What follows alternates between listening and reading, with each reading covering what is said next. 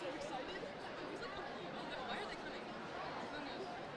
Alright, sorry. Okay, here we go.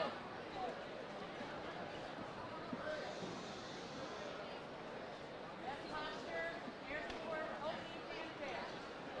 Trumpet.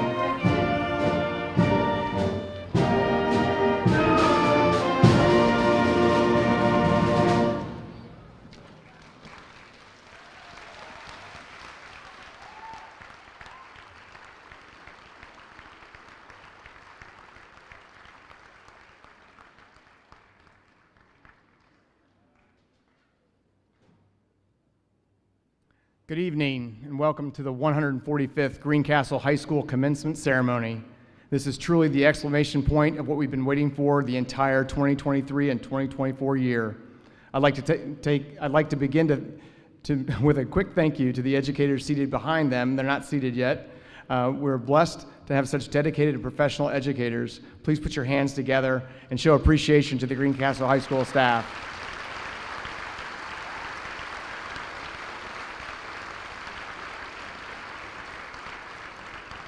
As you'll see tonight, they've maintained great excellence throughout the construction process. And now I'd like to invite Daniel Den to the podium for the Pledge of Allegiance.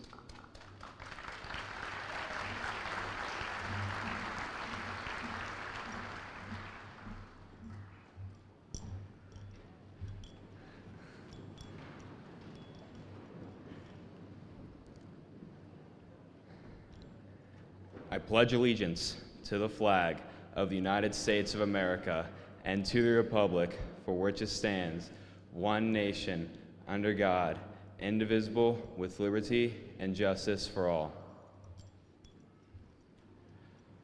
You may be seated.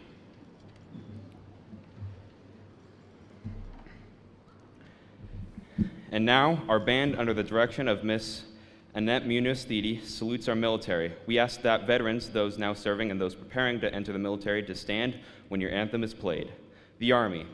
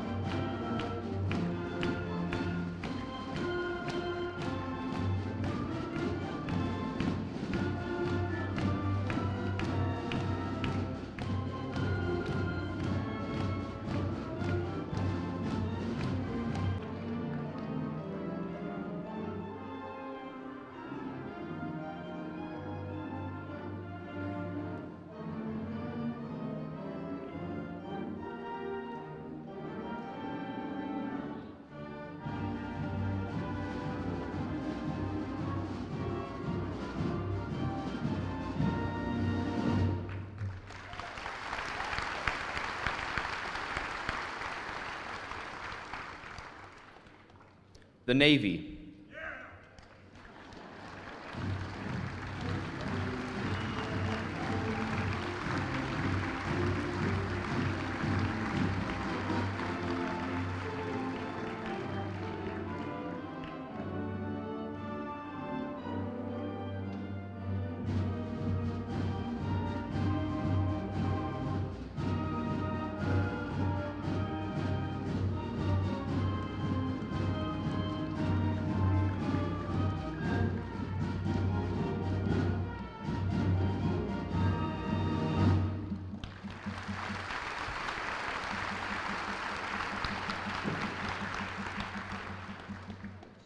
The Coast Guard.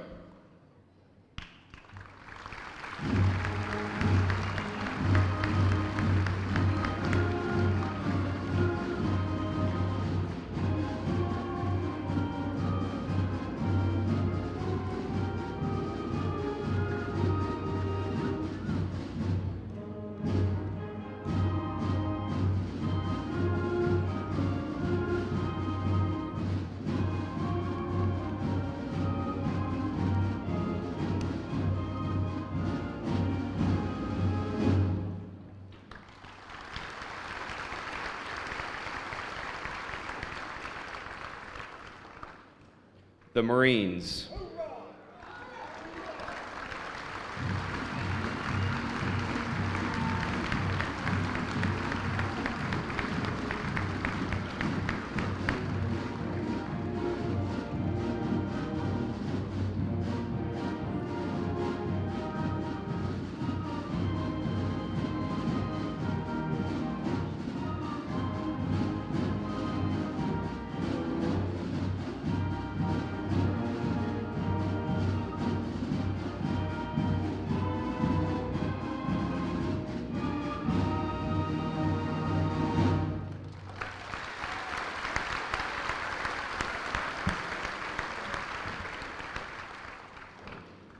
We thank Ms. Munoz-Thede and the members of the Greencastle High School and Middle School bands for the prelude this evening. We would like to extend our appreciation to Mrs. Dessa Frank and her art students who prepared an exhibit of their works located in the lobby of McAnally Center. As president of the class of 2024, I would like to welcome you to the 145th commencement of Greencastle High School. We would like to recognize our members of the Greencastle Board of School Trustees. President, Mr. Michael White. Vice President, Mr. Dale Pierce. Secretary, Mr. Brian Cox.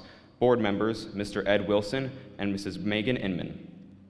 I would also like to recognize the Superintendent of Greencastle Schools, Mr. Jeff Gibney, the Assistant Superintendent of Greencastle Schools, Mrs. Rebecca McPherson, the Principal of Greencastle High School, Mr. Chad Rogers, and the Assistant Principal of Greencastle High School, Mrs. Yolanda Goodpasser.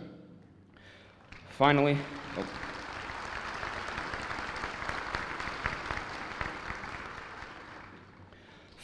I would like to recognize senior class sponsors, Mrs. Diana Myers, and my fellow class officers, Jake Miller, Meredith Ball, and Zane Huber, and the rest of GHS faculty and staff.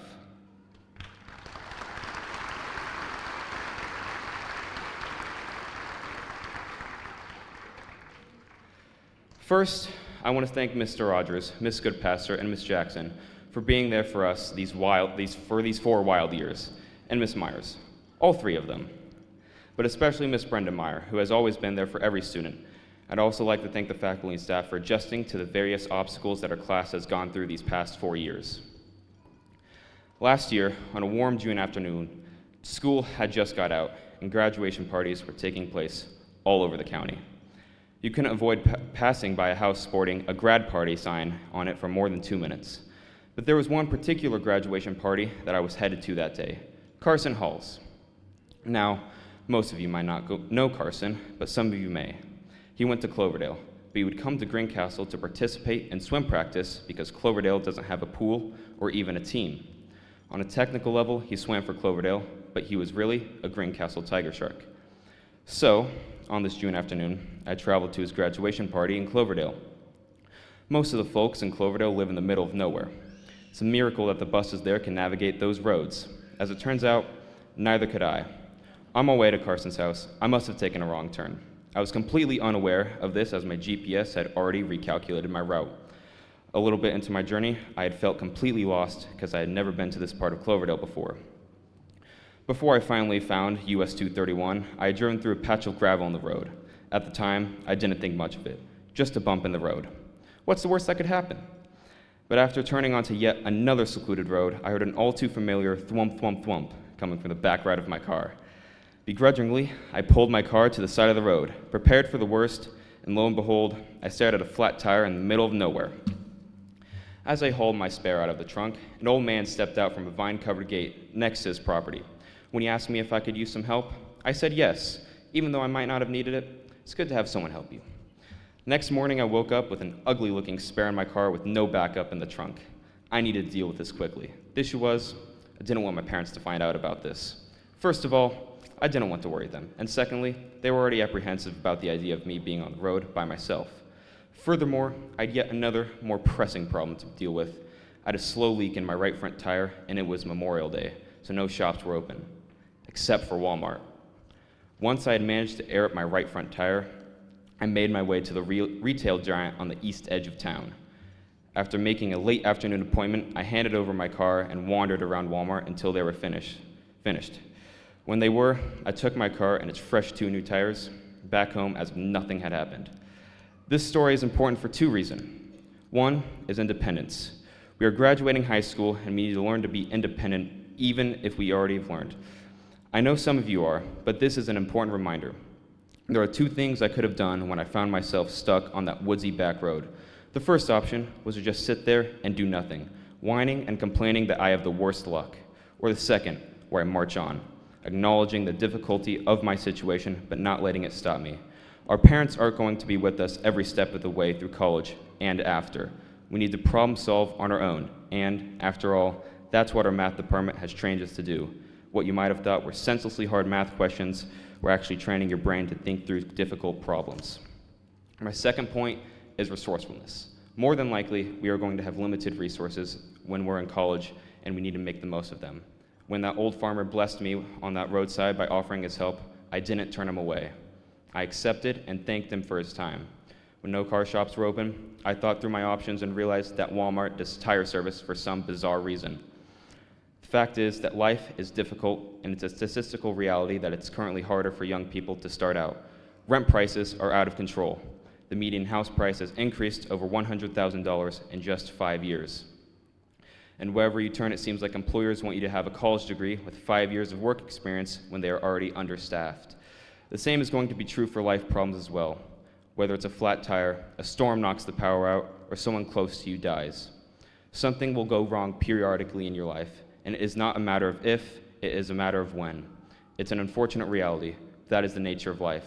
Take what you have learned here at Greencastle High School and apply it to your day-to-day lives. You never know when an old farmer is there to bless you. Thank you.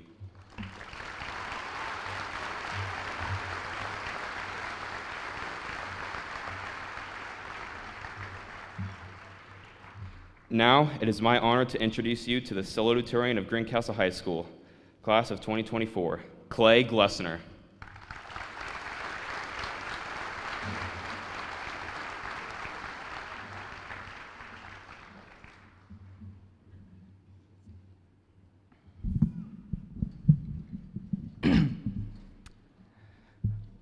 Not so long ago, I found myself in Mr. Kingma's room, where he was setting up a Blue Planet documentary for his marine biology class. We started chatting about our favorite nature documentaries, and he suggested I watch one called My Octopus Teacher. I was skeptical at first because, how could an octopus be a teacher? I don't know about you guys, but I know for a fact that I haven't had any octopuses as teachers in my time at Greencastle High School. However, I find it absolutely amazing that the staff at GHS have accomplished such incredible things throughout my 4 years here, all without the octopus anatomy of having 8 arms, 3 hearts, and 9 brains. So a huge, huge thank you to the staff for being as knowledgeable as if you had 9 brains, as empathetic and caring as if you had 3 hearts, and as dexterous and capable as if you had 8 arms to complete your daily tasks. In all seriousness, though, I realize that the documentary provides a valuable lesson for all of us. Here's the story. A man named Craig Foster worked as a documentary filmmaker, editor, and cameraman, and was left depleted, exhausted, and detached over years of demanding work. He loved it, but he hadn't slept properly in months. He'd worn himself out, and his family was suffering. He was going through it, let me tell you. One day, he decided to find a way out of his grief, and he went back to what had ignited his love for filmmaking in the first place, diving near his home in the cool, stormy waters off the coast of South Africa. As Foster swam through the depths of the great African sea forest, he encountered a young female octopus. He watched the octopus staring at him from behind a piece of seaweed, and he had a crazy idea. What happens if I go out here every day? What happens if I never miss a day? The story follows Foster's journey as he returns to that same spot in the kelp forest day after day. He would see the octopus over and over, and eventually, she began to trust him. And she would even ride on his arm as he went up to the surface to take a breath. Through his unique friendship, Foster began to find himself again and heal, reflecting along the way about his resilience, life-giving routines, mutual dependencies, and the sheer delight of the natural world. Foster's octopus teacher enlightened him in all sorts of ways. Slow down, be present, and appreciate the wonders around you. She showed him the importance of adaptability and finding balance, even in the face of life's most turbulent storms. In Foster's words, what she taught me is to feel that you are a part of this place, not a visitor, and that is a huge difference. You are a part of this place. Foster approached his octopus teacher with openness, curiosity, and delight, much like our own journey of learning here at GHS.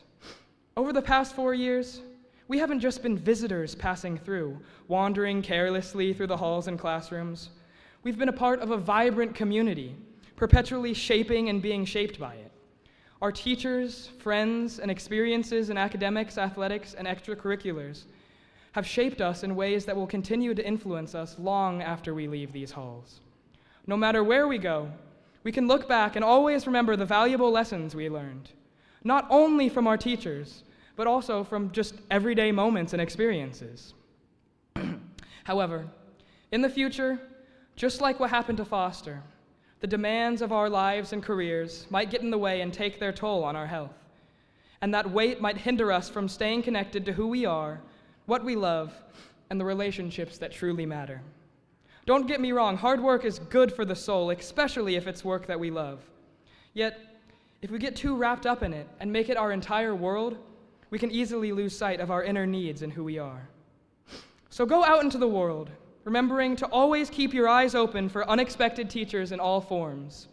Whether you find your octopus teacher in your future career journey, a hobby, a daily habit, a mentor, a partner, love you, Hannah, or even a pet, don't forget that the seemingly unassuming things and little things in our lives can have the biggest positive impact on us. So always remember to go out there and stay curious. Huge congratulations to the class of 2024. You're all awesome. Thank you.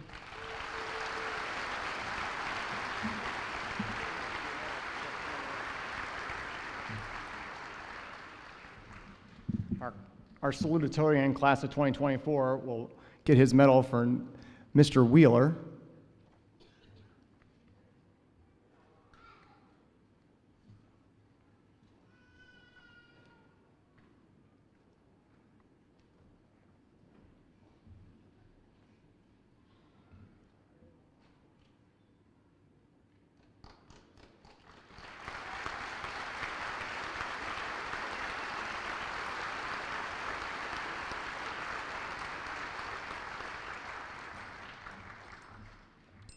Now, it is my honor and pleasure to introduce you to our valedictorian of the Greencastle High School class of 2024, Charlie Menzel.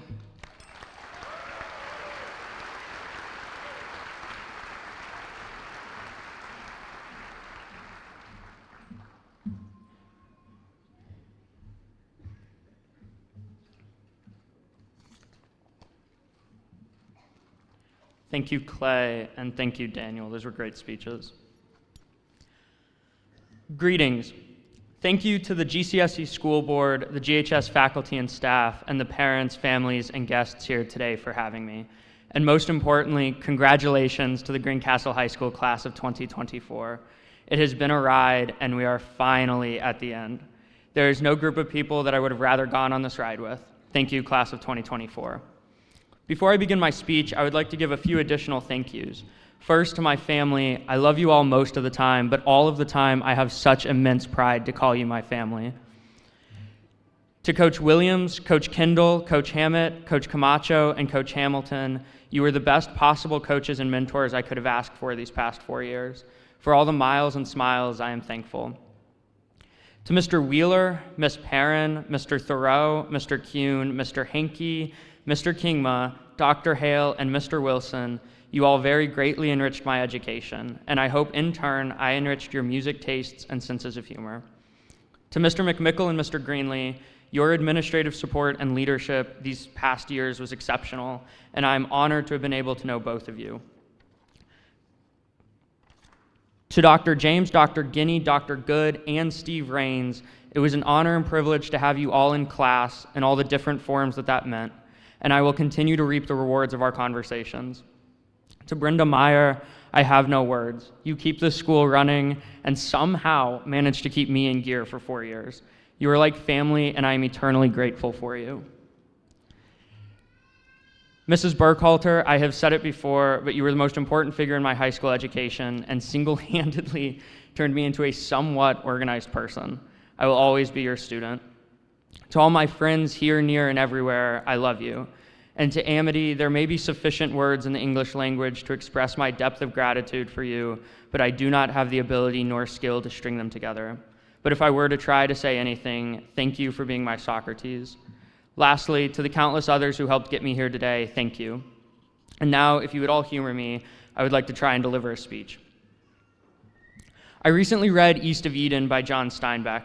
This novel is, spoiler alert, an allegory for the Eden story found in Genesis. I had heard this biblical story countless times growing up and knew it by heart. Adam and Eve sinned, and as a punishment for their disobedience, God expelled them from paradise. I had always been taught that the moral of the story was to obey, but Steinbeck's novel really got me thinking about an alternative meaning to the story. See, after all my pondering, I don't believe the story of Adam and Eve is a parable for obedience, nor is it an allegory for authoritarian or parental punishment. God is not like a parent who punishes their kid. There are societal standards and norms that parents must abide by, let alone laws. A parent can only do so much when their child disobeys them. Yet God is omnipotent and can hence do whatever God wants to do, like destroy Adam and Eve, or restart mankind, or create a new species that is sinless. Throughout the Bible, we see God punish people for disobedience with extreme and severe consequences, often including death and destruction. But here in the Garden of Eden, instead of doing any of that, God simply expelled Adam and Eve. Hence, after all my thinking, I concluded God did not punish Adam and Eve for their disobedience, but instead for something else. Dr. James proposed that the original sin was not disobedience by eating the fruit, but instead the breakdown of community that came as a result of Adam and Eve betraying each other's trust. When God kicked Adam and Eve out of the garden, according to Dr. James, it was so they would have to overcome their betrayal of each other and rebuild their relationship. Inside the garden, there was no need for community or teamwork. You could get by as an individual because the garden had everything you would ever need.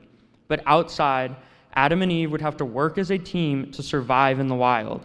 Hence, outside of the garden, they would be forced to rebuild their relationship and the community they destroyed with their respective betrayals. As the story insinuates, we all are the descendants of those first two sinners, and thus we all are trying to make up for that original sin, a sin of betrayal. We are all trying to maintain relationships and rebuild them when we inevitably cause someone pain, betray someone to whom we are close. The garden story, whether you choose to believe it as literal truth or instead read it as a religious allegory, can be posited as the origin story of causing someone pain. But as Dr. Reading told me recently, we do not need a story about the origin of betrayal. We reinvent it every day. The story is not what happened in Eden, but instead how we learn to live outside of our Edens. After we hurt someone, the question is not how or why we hurt them, but instead how to restore what we had prior to the transgression, prior to being expelled from the paradise that was our unblemished relationship. Today, class of 24, when we walk across this stage, we are leaving this Eden, exiting paradise into the real world. It will be hard, we will struggle, and certainly fall flat on our faces countless times. But most importantly, we will hurt people we love and be hurt by those who love us. The true challenge of growing up is learning to take responsibility for the pain we cause and trying to overcome our tendencies to hurt others. Relationships are the single most important thing we have. In a universe composed entirely of concrete, tangible matter, the emotions we experience are the only intangibles in existence. And the emotions we experience in communion with others are the most powerful of those intangibles. I am reminded of the power of relationships every time I play a game of Spikeball in Eli's kitchen, or watch I'm Sorry with Tracy after a game of Scrabble, or study with Jack at Prindle, or sit in the Walmart parking lot with Zoe at 1 a.m., or play pickleball with Clay, Joseph, and Daniel. And I am reminded in these moments of the consequences of failing to protect or maintain relationships.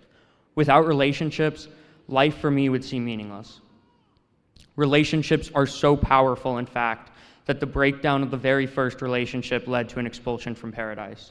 Eden was the last unbroken perfect relationship, and we have all been chasing Eden ever since we lost it. Class of 2024, we will all go our separate ways in 20 minutes, east, west, north, south of our Eden that is Greencastle High School. We will all leave behind certain parts of us in these halls and classrooms, but we'll take with us relationships and we'll develop new ones outside of Greencastle. I encourage all of us to seek to protect those relationships and the people in them. And when, not if, but when we hurt those people, it becomes important to restore those relationships. We may never be able to in certain cases. We will all go through breakups, divorces, falling outs, or simply drift apart. That is inevitable. But if it is still possible to restore a relationship to a paradisical state, we must try. We must always try to save our relationships. Just like it was impossible for Adam and Eve to exist as individuals outside of Eden, it is meaningless for us to exist as individuals. If there was a God that created us, that God gifted us intangible emotions. We are the only beings in existence with complex feeling. And if there was no creator, then by sheer absurd, wild luck, we ended up with these emotions. But regardless, in a cold, concrete, tangible universe, we possess the only intangible. And the greatest of all intangibles is love. So choose love, class of 24, choose to love. And when you hurt those you love, choose to love them even more. But most importantly, what I learned from East of Eden, when somebody you love hurts you, do not retaliate and hurt them back. Instead, love them even more than before. Relationships are not games, there are no winners, and by definition, there is no way to be alone and have Eden, and no way to live in Eden if it has been destroyed. So choose to love, and if possible, choose to restore your relationships to a loving state, regardless of who blemished them. Because love, either by intention or accident, is the highest form of emotion, which is the highest form of existence. So choose to find love, just like Adam and Eve were forced to do when expelled from the garden. Choose love, and in doing so, rebuild your Edens. There is no ordinary Eden, class of 2024. There is no ordinary relationship. Thank you.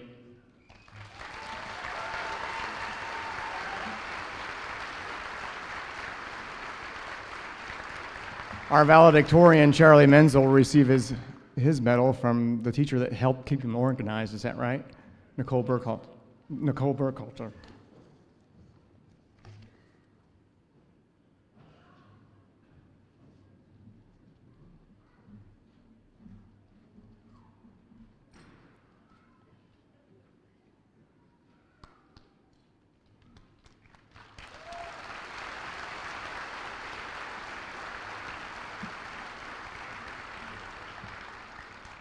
At this time, we'll hear from Mr. Ross Hanson and the members of the Greencastle High School choirs.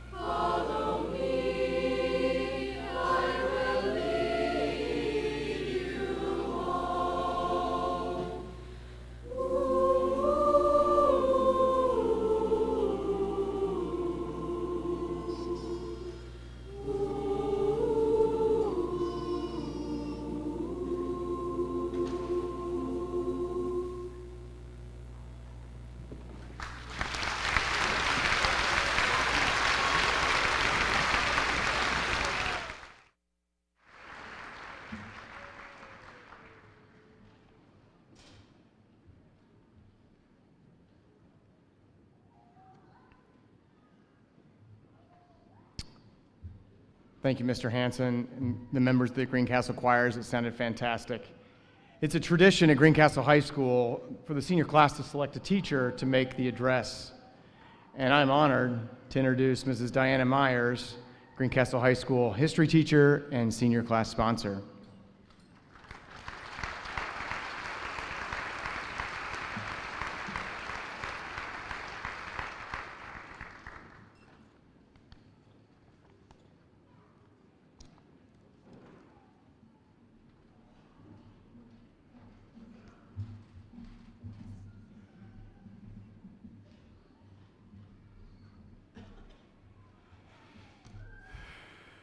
Good evening, ladies and gentlemen. I'm Diana Myers, as Mr. Rogers just said, a teacher here at GHS, and I have the esteemed honor of speaking tonight with the hope of imparting one last piece of advice to the class of 2024. For those of you that have sat in my classroom, you know that from time to time I try to give real-world advice. Things like, toilet paper is expensive, so enjoy your parents buying it now. And please, for heaven's sake, scrape your entire windshield in the winter before you drive anywhere. But this speech needed something different, something big picture. So naturally, I turned to my favorite children's cartoon, seeking advice. If you've never seen the show Bluey, trust me, you're missing out. It's a show that my children love, and it's a show that I also love. It's a fantastic show about a family of dogs. I know, dogs. But it hits on some very poignant topics, one of which is this: run your own race. There's an episode, I cry every time, where Bluey's mom talks about her own children hitting milestones at different points and how she would compare her children to other children and herself to other moms. And that leaves her with feelings of inadequacy. And at the end of the episode, another mom stops her and tells her something that you need to know.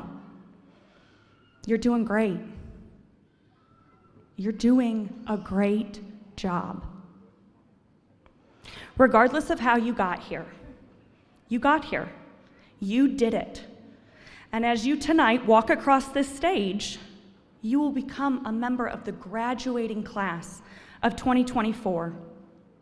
It doesn't matter if your pre-calc grade was lower than your besties, or if you never set a school record. It doesn't matter if you took every AP class we offer, or if you barely survived Biology 1. You did it. And when you leave us, you're entering a world that loves to compare. You see this every day, sometimes in class, as you scroll social media. Your hair doesn't look like hers, you don't have that body, you can't dance that well, you can't. Stop. Just stop the comparing and listen to me. Shut the noise out and run your race. Go to college, get a job. Take 4 years to graduate, take 6. Move out of your mom's basement, maybe ask her to move back in 6 months. Whatever you do, don't compare yourselves to others because they're not you. And you got yourself here with a little help from those behind you and those around you. You got yourself to graduation. And I am so proud of you.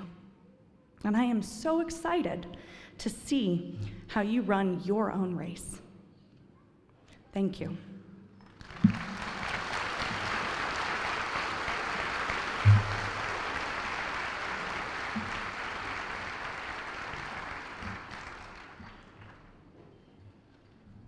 Didn't she nail it? That was good.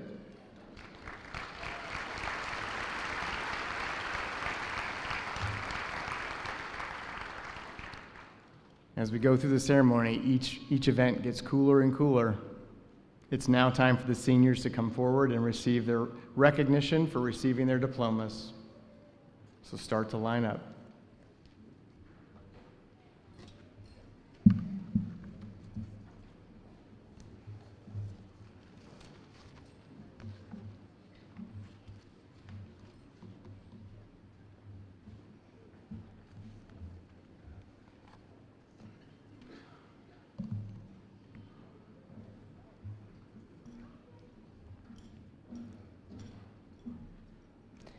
Daniel Emmett Den.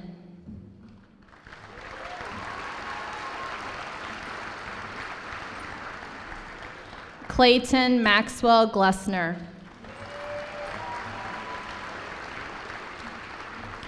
Charlie Nicholas Menzel. Griffin Matthew Abel. Kiara Lynn Albright. Judah Gabriel Amos. Liberty Grace Amos. Austin Nicholas Ancona. Violet Lexus Marie Hammock Anvoots.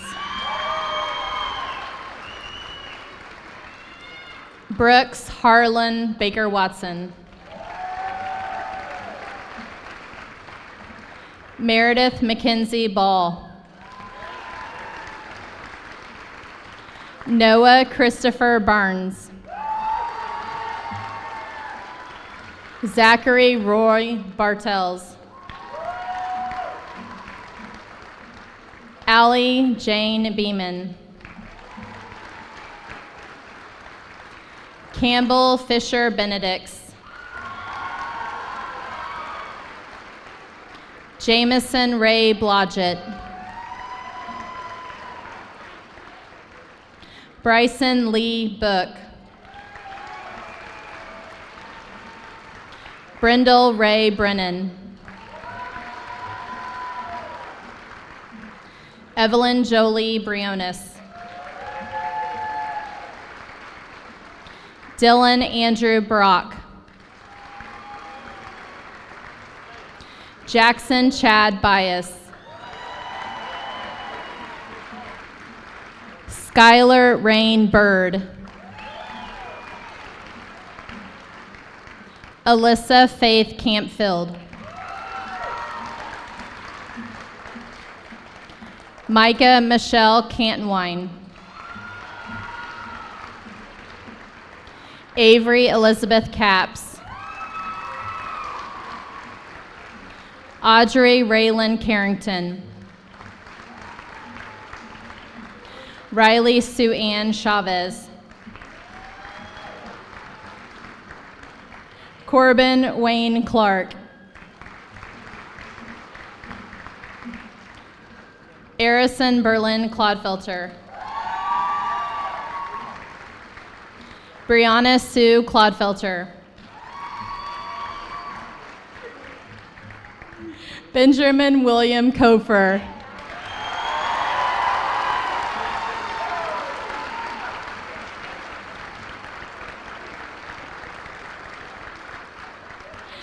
Garrett Wayne Cooper.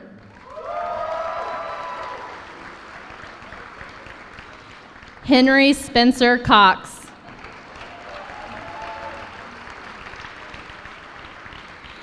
James Paul Daniels. Jesse Allen Daniels. Addison Claire Edwards. Chris Arvest England Jr. Kyle Dean Fincham. Kylie Lynn Flint. Bailey Ann Friars. Joseph Alma Hale. Joel Christopher Hammond. Jalen Tyler Hardman. Riley Elizabeth Hatfield. Isaac Boda Hertenstein. Emma Renee Haymig. Deja Linnell Hicks. Mason Jeffrey Howard. Zane Riley Huber. Emily Jean Huff. Owen Kelso Huff. Drew Hutchison. Caden Lee Johnson. Daniel Scott Johnston. William Robert Johnston. Elizabeth Grace Renee Kavanaugh. Stella Von Nipp. Edith Suzanne Lancaster. Madeline Grace Landry. William Reed Lawrence. Paul David Lewis. Nikki Lynn. Connor William Major. Mylea Jade Mangus. Ethan Hunter Madsen. Landon Scott McCormick. Hannah Ruth McLaughlin. Holly Sue Merriman. Lily Michelle Merriman. Jacob Perry Miller. Isabella Ann Monnet. Olivia Madison Monnet. Lamar Pierre Moore. McKenna Lee Nicholson. Kylie Lynn Owens. Isabella Margaret Parker. Keaton Thomas Parmley. Blake Allen Pingleton. Gavin Brent Pingleton. Madeline Grace Plew. Cesar Ernesto Posada.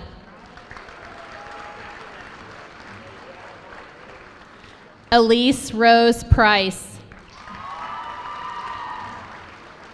Hallie Marie Rice. Sophia Charlotte Riggle. Cody Aaron Roberts. Cooper James Robinson. James Austin Shoemaker. Carly Marie Simmons. Emma Lee Elizabeth Smiley. Alexandra Jeray Smith. Corey Allen Smith. Tobias Don Stampley. Gwyneth Leanna Stevens. Allison Bly Taylor. Adam Matthew Timchek. Juliana Thuriana Salazar. Carissa Elizabeth Trigg. Shaylin Abigail Vandergriff.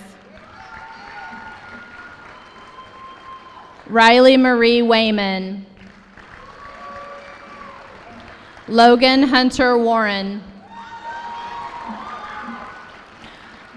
Brylan Delaney Watson. Lindy Rosalie Watson.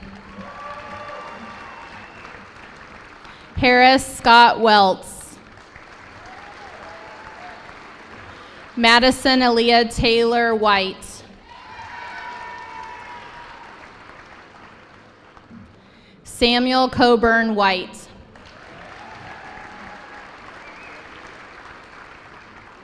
Carson Jace Whited.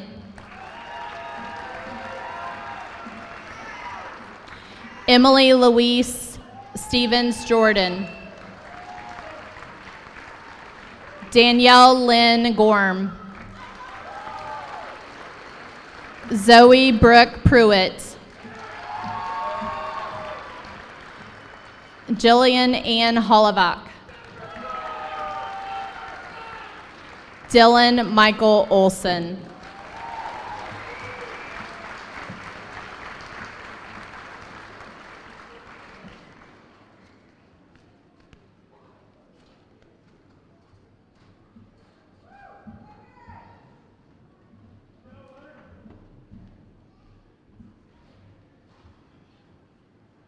Like I said, it just gets better and better. So here we go. Mr. Gibney, it is my duty and honor to present to you these students who are eligible for graduation.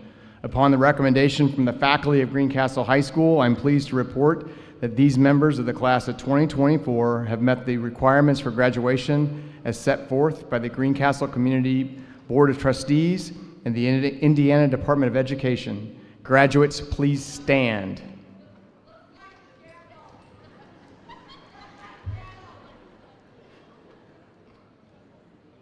Do we have him? All right. As principal, I hereby certify these students to you as candidates for graduation. Graduates, move your tassels right to left and remain standing.